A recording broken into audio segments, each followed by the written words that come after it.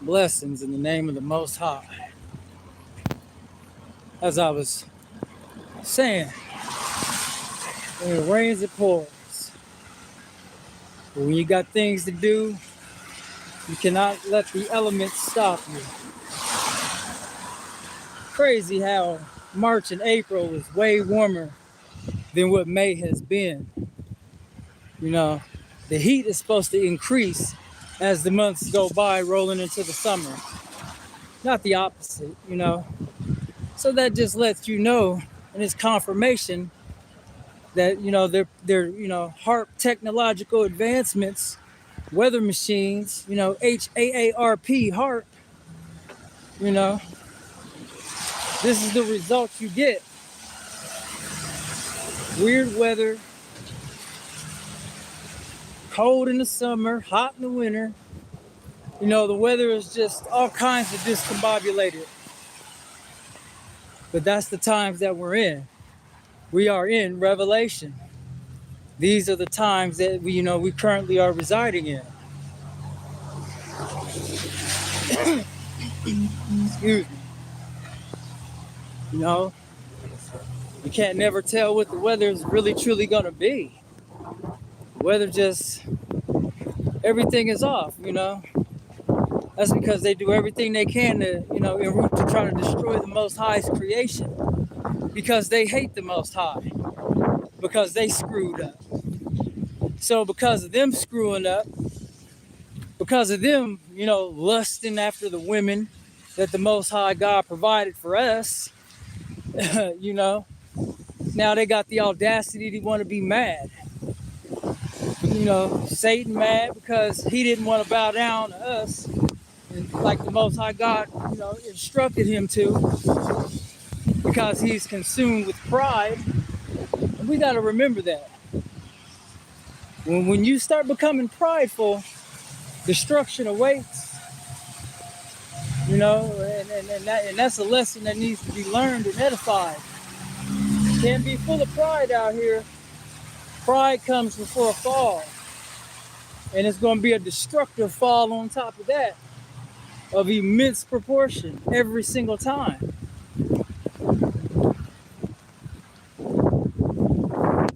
Yeah, time is not of the essence. Now they're out here talking about the 15-minute cities again. Like I said, people, the infrastructure is already laid out for this beast system. It's about incorporating the necessary elements to roll us on the rest of the way into it. And it's getting ready to be ugly. It's getting ready to be pain and suffering on the level that the world has never witnessed prior to our current juncture or dispositional state of being. That's just real.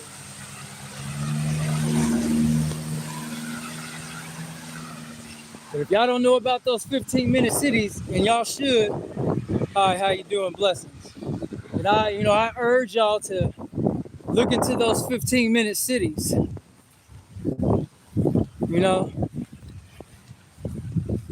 Look into how when Walmarts were created, they were created to be able to be turned into prisons, at last minute notice.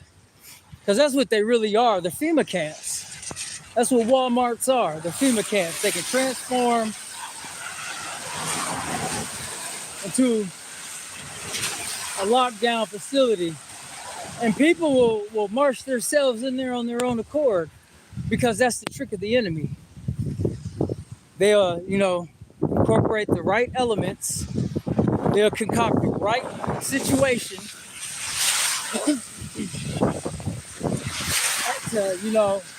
to cause individuals to go begging for help. And then under the guise of help, they'll march themselves right into a lockdown situation. Now they're going to be getting pumped full of vaccines and the digital ID market of beast chip. Like I said, they're trying to have all this completed by 2030. They're already ahead of schedule.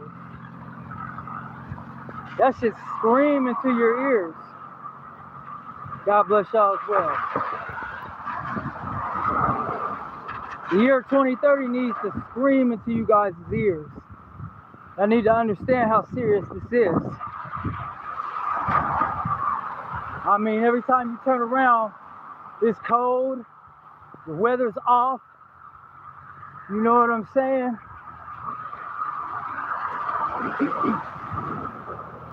What they claim is natural disasters and natural weather, the Most High God did not intend for it to even rain like this outside of when he brought the flood on. It's supposed to be a misty type of situation. Because, I mean, we can pull water right out of the air and transform it into drinking water even. So the way they make it rain is counterproductive. Hence, that's why everything is the way it is now. You know, all this technology, all this advanced technological implementations of the governments of the world, you know, it came from the heavens. This is heavenly technology that the fallen angels and the knowledge that they contained, they brought it with them. That's what this is all about. And every time they look at us, they see the image of the Most High and they hate it because they know their fates are sealed. This is why it's an immense amount of suffering, endless suffering, and you know, they never take a day off. You got to remember, they don't think like we do. They don't get tired. They don't get hungry. But the demons, they have insatiable appetites. That's why when you see people that, you know, they're always gluttoning, it's like they can't put the sandwich down. You dig what I mean? They can't put down the chips. They can't put down the salsa. That's these demons in their vessel, hungry, you know, traveling all throughout the earth, hungry, needing a body. Because when they were giants, that's all they did was eat, eat, eat. Consumed everything, just a bunch of greedy, a bunch of greedies. That's it. It's just, when you really just think about all this stuff, man, it's just preposterous, man, that we got to go through all this. Sometimes I just be like, wow, man, this is just so crazy to me. To go through all of this, man. The carnal mind wants to be like, you know, man, if they just didn't eat that, you know. But when Eve consumed that fruit, think about this. The knowledge that she obtained, like, and then everything was in its pure state back then. So imagine the vast amount of knowledge accumulated within that bite of that fruit. See, we always try to minimize everything instead of maximizing it. Because you gotta remember, they dealt directly with the Most High God. They was hands-on with him. Because the Garden of Eden, there's a portal right there, like the heavens connect right there with the earth, with the Garden of Eden. So, you know, this is deep stuff. This is nothing to play with. So, you know, so once they ate of that fruit, boy, can you imagine? Like, we'd be looking at Einstein and Ben Franklin and all these people like they, and Tesla, like they was just genius bound. Oh, no, no, no. That pales in comparison to the knowledge, wisdom, and understanding that they accumulated in that moment once they was deceived into eating that fruit. So we got to remember that. Instead of trying to minimize it and dismiss it as if it's not something major. It's very major. That action has led to everything going on now. And then, you know, and then children suffer the sins of the sinful parents and the fathers. Up to 3 generations. So, you know, that's why it's imperative that we minimize our sin at all costs. But, you know, it's almost been one anyway. Now it's about finishing the race, man. Because this is getting ready to get real rugged out here. And I mean extra rugged. People you least expect, they're going to turn on you for a kibble and a McBitlet. They're going to turn on you. All in the name of feeding their families. Just the mere thought of them going hungry because, you know, they got everybody deceived into thinking we need 3 square meals a day. We're only supposed to eat 1 meal a day. That's all the body needs. Anything beyond that is gluttony. Anything beyond that, you rushing yourself to the grave. You're aging the body at that juncture. You know? So we got to remember that. Instead of looking at it like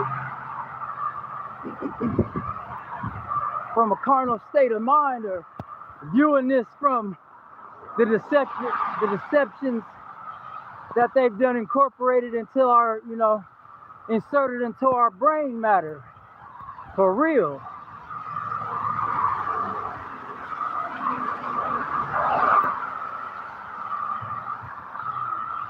There's going to be people sent into our lives to stall us up and everything. You know, trust me, I see it daily. Certain situations and scenarios to where you're being held back or stalled out so you can't maximize your you know what I mean, your potential, or prepare for the things that will soon, you know, which are soon to come, and to, you know what I mean, and the unveiling of this beast system. So yeah, y'all better take this matter very seriously. I am. And then once we realize, you know, we're being held up, stalled, all these different tactics being illustrated, we got to recognize it, and we got to sever ties right then and there. We have to, or demise is imminent. The average individual on a day-to-day basis, they don't care about none of this stuff. They're still trying to live for the world. They're still trying to live for worldly success and achieving dreams and things. You know, these people, they're going to be at that front of the line getting that mark of the beast chip injected into their gluteal region. That's what it's going to be. And their number one excuse, oh, I got to feed me and mine. Oh, yeah. I'm going to feed my family. So you go right on ahead. They the type they're going to take the dingle stroke right up the rectum. Getting sausage down by, you know what I mean? Because that's just the reality of the matter. These type of people, they'll do anything for money. Morals and values just completely neutralized. They don't care. As long as they can get a kibble and a McBitlet, that's all they need to survive.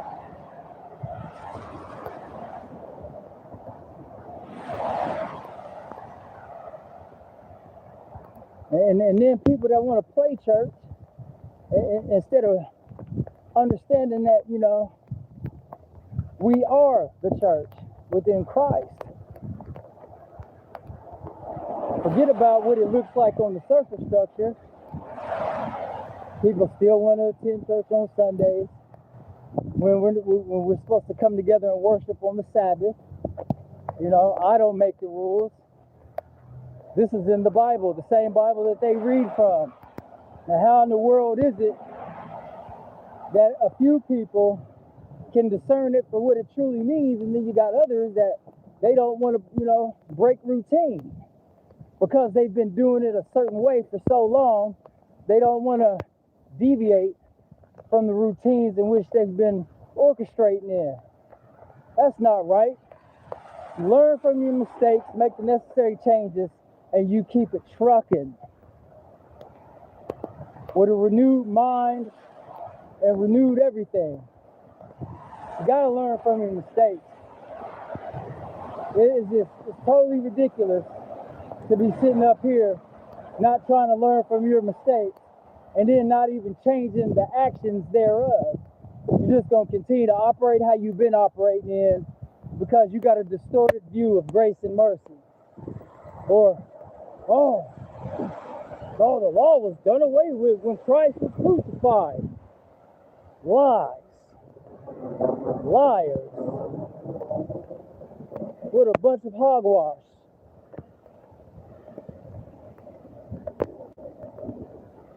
It was not done away with. If that was the case, why do we still have the 10 Commandments? So the law was not done away with. It was the sacrificial laws which were done away with. So we gotta keep that in mind, and we gotta stay the course.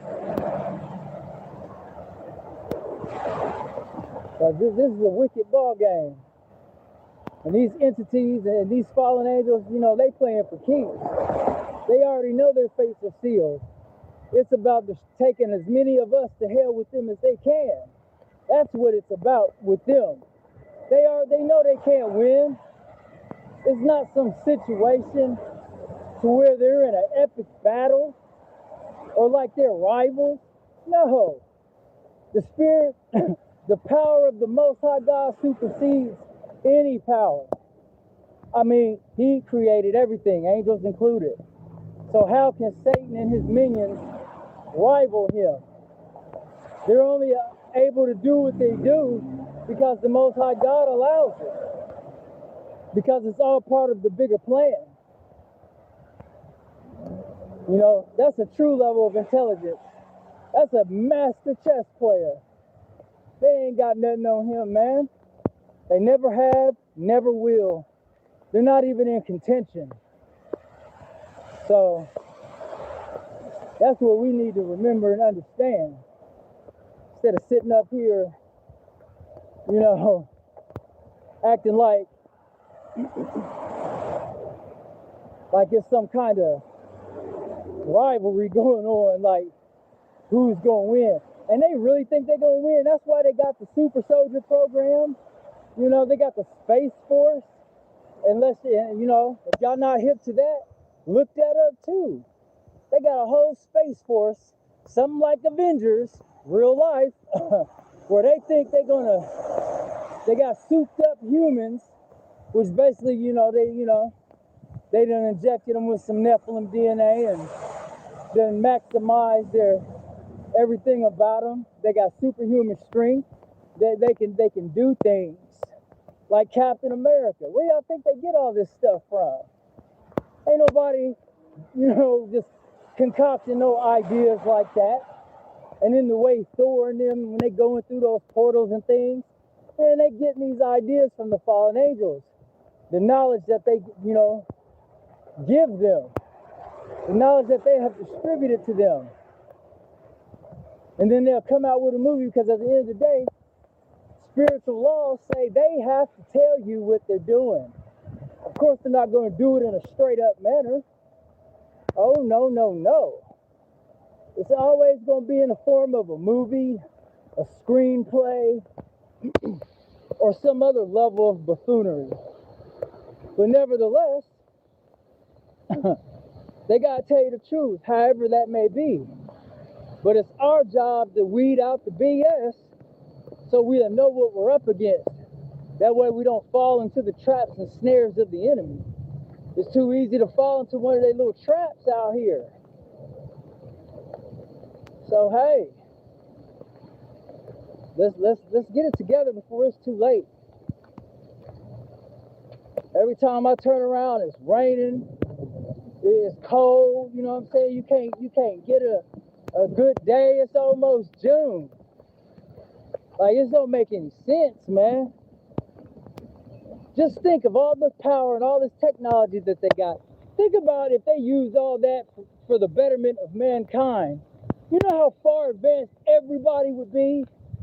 But no, because they so greedy, so hung up on their little mini high horse, we got to be subjected to all this cruelty.